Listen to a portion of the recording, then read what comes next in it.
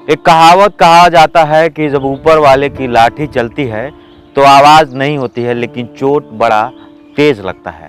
नमस्कार, मैं विष्णु प्रभाकर हूँ। ये गोरखपुर एक्सप्रेस न्यूज़ है और आज की कहानी का सारांश हमारे शुरुआत के 2 लाइन से ही है। डिजिटल किस्सा के तीसरे एपिसोड में आप सबका बहुत बहुत स्वागत है और आज आप सबके बीच एक शानदार कहानी लेकर आए हैं। कुछ भ्रष्ट लोगों की, जिनके ऊपर वाले की जब लाठी चली, आवाज़ तो नहीं हुआ लेकिन सजा उनको जोरदार मिला। तो चलिए कहानी की आज शुरू से शुरुआत करते हैं। यह कहानी है अपने शहर गोरखपुर ज़िले के ही भटहट ब्लॉक का। एक युवक जो गोरखपुर क्षेत्र से देश की आर्थिक राजधानी मुंबई के भिवंडी शहर पहुंचा और भिवंडी में रोजमर्रा की मजदूरी वाला काम करने लगा। सिलसिला चलता रहा। वह युवक फिर गांव आया तो गांव में एक किस्सा कहा जाता है कि जब लड़का कमाने लायक हो जाता है तो घर वाले सोचते हैं अब इसकी शादी कर देनी चाहिए। तो उसी गांव के पास की एक लड़की से उसी युवक की शादी हो गई। पैसा तो बहुत ज़्यादा नहीं कमाता था, लेकिन सुकून था परिवार में, क्योंकि जो ख्वाहिशें थी एक पत्नी की वह युवक किसी तरह पूरा कर देता था। लगातार 3 सालों तक इनकी ज़िंदगी बहुत खुशहाल चल रही थी। वह युवक मुंबई में कमाता था, हर 6 महीने या 4 महीने में घर आता था और 1-2 महीने रहता था, परिवार को टाइम देता था। परिवार हंसी खुशी से चल रहा था। 3 साल बाद कुछ ऐसा हुआ कि वो युवक बीमार पड़ गया। उसके बाद दवा हुआ, गांव के झोला छाप डॉक्टर से दवा कराया गया। वह युवक ठीक नहीं हुआ और अचानक यह खबर आई कि उस युवक की मौत हो गई। 27 साल की उम्र में उसकी पत्नी विधवा हो गई। अब उसके घर के यानी मायके के जो लोग अब उसको अपनाने से भी अलग कर रहे थे और ससुराल वाले भी अब अपनाना नहीं चाहते थे, क्योंकि मायके वाले इसलिए अपनाना नहीं चाहते थे कि शादी कर दिए हैं और जो जर जमीन है वो तो हिस्सा उसको मिल ही जाएगा। और जो लड़की थी उसके घर वाले यानी मायके वाले, अब सारे भाई अलग हो गए थे तो वो सब अपने परिवार में बिजी हो गए थे। वह महिला 27 साल की उम्र में विधवा हो गई और अब परेशान भी हो गई। पेट कैसे चलेगा, कोई बच्चे नहीं थे। फिर यह पता चला कि गांव के जो ग्राम प्रधान होते हैं उनका एक बड़ा पावर होता है। यह कहानी साल 2018 की है, लेकिन यह कहानी हम सबको बहुत कुछ सीख देती है। वैसे जब भ्रष्टाचार की बात आती है तो जब हमको लेना होता है तब तो हम खुद भ्रष्टाचारी बन जाते हैं, लेकिन जब हमको देना होता है तो हम ईमानदार बन जाते हैं। यह कहानी, यह बात हम सब पर लागू होता है। वैसे ही कुछ इस महिला के साथ हुआ। और बता दें कि आज के दौर में भ्रष्टाचार हम सबके जीवन का एक जो है कल्चर बन गया है। वह महिला सोची अब करे तो क्या करे, तो गांव के प्रधान के पास गई, कुछ महिलाओं से बात की तो गांव की महिलाओं ने ये बताया कि तुम अब विधवा हो गई हो तो विधवा पेंशन सरकार देता है। अगर विधवा पेंशन तुमको मिलने लगेगा तो महीने का 500 रुपया मिल जाएगा और राशन कार्ड बनवा लो तो फिर 1 यूनिट पर कुछ 5 किलो राशन भी मिल जाएगा। और मनरेगा एक दिहाड़ी मजदूरी होती है गांव में, जो सरकार जो है एक सिस्टम बनाया है कि गांव के लोग को गांव में ही रोजगार मिले, जिसमें एक दिन की दिहाड़ी 235 रुपये होती है। वह महिला सोची कि किसी तरह जो है प्रधान जी से मिलके, प्रधान जी से सिफारिश करा के राशन कार्ड बनवा लेते हैं, मनरेगा का जॉब कार्ड बनवा लेते हैं और विधवा पेंशन का कार्ड भी बनवा लेते हैं कि ताकि हमारी ज़िंदगी चल सकेगी, क्योंकि अब हमारा इस दुनिया में कोई नहीं। वह महिला गांव के प्रधान के पास पहुंची और बोली कि प्रधान जी, हमको राशन कार्ड बनवाना है, अब हमारा इस दुनिया में कोई नहीं है, आप हमारे गांव के मुखिया हैं, आप ही हमारा मदद कीजिए। अब भ्रष्टाचार की शुरुआत देखिए यहाँ से कैसे होती है। प्रधान के मन में ख्याल आया कि ये महिला है, ये विधवा है और प्रधान जी कहीं कहीं सुनाई देता है बिना लिए दिए कुछ काम नहीं होते हैं। तो प्रधान सोचे कि आखिर इस महिला से हम क्या लें। फिर प्रधान के मन में एक उत्पात जन्म लिया और प्रधान ने यह सोचा, यह तो जवान है। फिर प्रधान ने बोला, मैं तुम्हारा काम तो करा दूंगा, लेकिन इसके बदले में मेरा क्या फायदा होगा। उस महिला ने कहा, प्रधान जी, हम इस वक्त लावारिस हैं, हमारा कोई नहीं है और आप हमारा मदद कीजिए, आप ही तो गार्जियन हैं। फिर प्रधान ने कहा, अरे तुम हसीन हो, तुम जवान हो, हम तुम्हारी मदद करेंगे, तुम भी तो हमारी कुछ मदद करो, समझ जाओ। वो महिला अपने घर गई, बहुत सोची। फिर उसके बाद न चाहते हुए भी प्रधान से कॉम्प्रोमाइज करने की बात के लिए वो महिला ने हाँ कर दी और प्रधान ने राशन कार्ड बनवाने के एवज में उस महिला के साथ शारीरिक संबंध किया, उसके जिस्म को लूटा, उसके बदले में बोला, तुम्हारा राशन कार्ड बनेगा, विधवा पेंशन बनेगा और मनरेगा का जॉब कार्ड बनेगा। अब कहानी की शुरुआत यहाँ से होती है। फिर प्रधान लगातार उस महिला से 3-4 बार मिला और उसके बाद प्रधान गांव के सेक्रेटरी, यानी जिनको सेक्रेटरी भी आम भाषा में कहा जाता है और सचिव भी कहा जाता है, सचिव के पास भेज देता है और बोलता है, जाओ सेक्रेटरी के पास, वहाँ कागज़ के लिए और भी कुछ कार्रवाई होती है, कुछ प्रमाणित कराना होता है। फिर वो महिला सेक्रेटरी के पास पहुँचती है। फिर सेक्रेटरी भी वही निकला जो प्रधान था, यानी कि जो प्रधान के दिमाग में शुरुआत में चल रहा था वो भी सेक्रेटरी के दिमाग में चलने लगा। फिर क्या, महिला ने सोचा, अब तो इज्जत लूट गई है, अब तो कुछ बचा नहीं है। बोली, चलो करे तो क्या करे, पेट का सवाल है।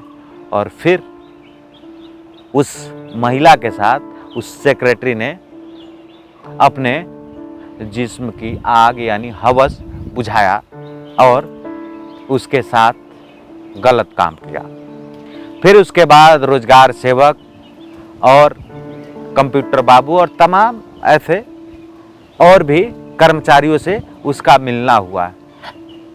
इन्हीं सब में लगभग 9-10 कर्मचारियों से वो महिला और मिली, यानी कुल मिला के लगभग 13 लोगों से मिली और उन 13 लोगों ने उस महिला के साथ शारीरिक संबंध बनाया। और ये कहानी लगातार 3 महीने तक चला। वह महिला, जिसके पास पैसा तो नहीं था, लेकिन वह उसके जिस्म के साथ खेला गया, उसके एवज में सिर्फ कि उसका राशन कार्ड बनना था, यानी शोषण का कोई स्तर नहीं छोड़ा। पैसा नहीं तो कुछ और दो, कुछ और नहीं तो कुछ और दो। उस महिला का राशन कार्ड बन गया। 3 महीने तक यह प्रक्रिया चलती रही। उसके बाद हुआ क्या, अब कहानी की असली शुरुआत होती है। वो महिला बीमार पड़ गई। बीमार पड़ गई, उसके बाद गांव के चौराहे पे झोला छाप डॉक्टर थे, दवा कराई। 1-2 दिन दवा कराई, थोड़ा आराम हुआ। फिर 2-4 दिन बाद बुखार चढ़ गया। लगातार दवा खाई, आराम नहीं हुआ। फिर गांव के प्रधान से जाकर मिली और बोली, प्रधान जी बुखार हो गया, ठीक नहीं हो रहा है। फिर प्रधान जी ने किसी और झोला छाप डॉक्टर के पास भेजा, बोला जाओ वहां पे दिखा लो, ठीक हो जाओगी। महिला गई, झोला छाप डॉक्टर थे, फिर दवा ली और इस तरह लगातार 3-4 दिन तक, हफ्तों दिन तक यह प्रक्रिया चलता रहा। वो महिला झोला छाप डॉक्टर के पास दवा कराने जाती थी, इंजेक्शन लगवाती थी, लेकिन उसको आराम नहीं हुआ। उसके बाद उस डॉक्टर ने बोला, एक काम करो, लग रहा है तुमको बीमारी कुछ ज़्यादा हो गया है, तुम जाओ पहले अपने खून की जांच कराओ। उसके बाद वो महिला जाती है किसी प्राइवेट पैथोलॉजी, किसी प्राइवेट हॉस्पिटल पे जांच करवाने की सिफारिश करती है, डॉक्टर से मिलती है और उसका खून का जांच होता है। जब खून का जांच होता है तो पता चलता है वो महिला HIV पॉजिटिव है, यानी उस महिला को एड्स है। वह रिपोर्ट और यह बात जब प्रधान को पता चलता है तो प्रधान के साथ साथ उन सभी लोगों के हाथ पांव फूलने लगते हैं। अभी तक सिर्फ प्रधान को इस बात की जानकारी थी। प्रधान के हाथ पांव फूलने लगे और उसके सर पर पसीना पसीना हो गया, क्योंकि प्रधान को पता है प्रधान ने उसके साथ कितना गलत किया था। फिर प्रधान को विश्वास नहीं होता है। फिर वो प्रधान बोलता है, नहीं नहीं, ऐसी कोई बात नहीं है, तुम चलो, मैं बढ़िया हॉस्पिटल में वहाँ पे तुम्हारा चेकअप करवाते हैं। फिर वही गोरखपुर का बीआरडी मेडिकल कॉलेज में वह महिला दोबारा पहुँचती है और उसका चेकअप होता है। और चेकअप होने के बाद जब रिपोर्ट आता है दोबारा, तो फिर पता चलता है कि यह महिला HIV पॉजिटिव है, यानी इस महिला को एड्स है।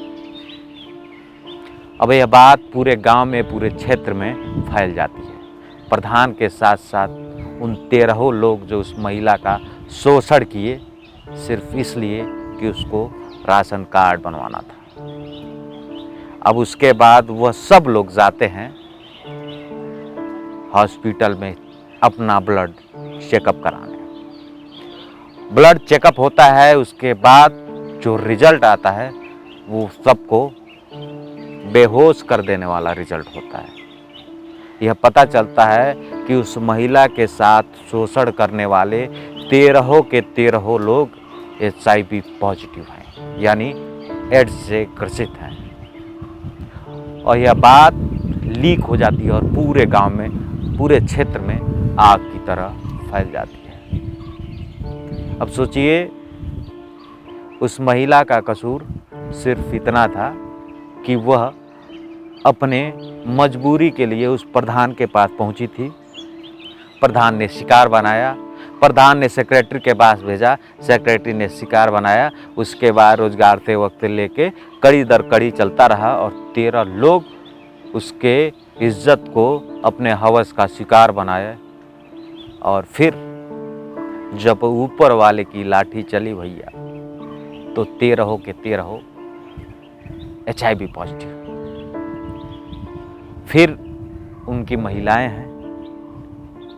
अब ये सोचिए कि इनकी गलती का शिकार उनकी पत्नियों को भी जरूर मिला होगा।